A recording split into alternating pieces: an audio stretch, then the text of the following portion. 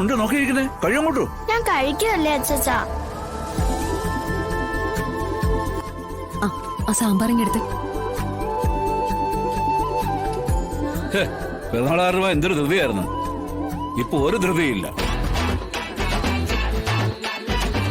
ഇതൊക്കെ വിഷ്ണു കുഞ്ഞിന്റെ ഒരു നമ്പറല്ലേ സാറേ? ശരിയാ, വിഷ്ണുച്ചന് നേരത്തെ 2 നമ്പർ ഉണ്ടായിരുന്നു. ഒന്ന് വിളിച്ചാ കിട്ടിയില്ലെങ്കിൽ അടുത്ത നമ്പറിൽ വിളിക്കാം. പക്ഷെ ഇപ്പൊ ഒറ്റ നമ്പറേ ഉള്ളൂ. ആര് പറഞ്ഞു? ഈ പറഞ്ഞ ഒറ്റ നമ്പറേ ഫോണിൽ മാത്രമേ ഉള്ളൂ.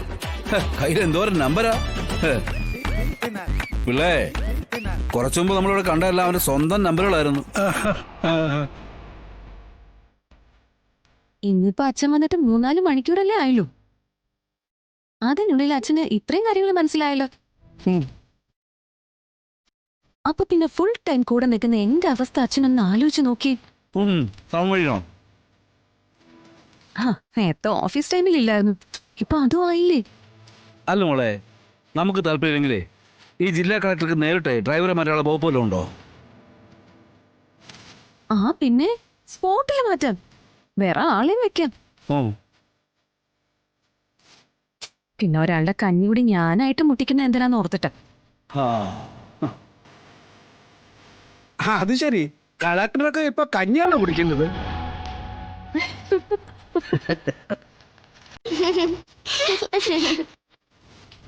എല്ലാരും വളഞ്ഞിട്ടുള്ള ആക്രമണമാണ് അല്ലേ?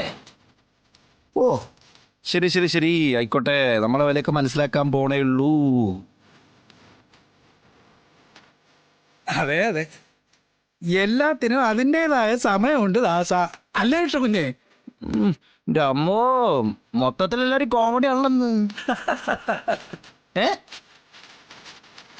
പിന്നെ വൈകിട്ടെന്തോ വ്യാപാരമാണെന്ന് പറഞ്ഞല്ലോ, അത് പോണെങ്കിൽ ഞാൻ തന്നെ കനിയണട്ടാ.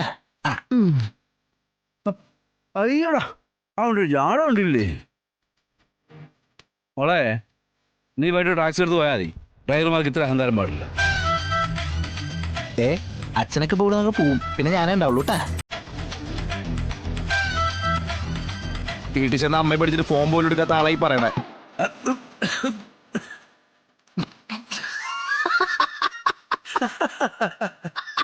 കേട്ടാ, ഇപ്പോഴേ ചുമച്ചു തുടങ്ങിയില്ലേ?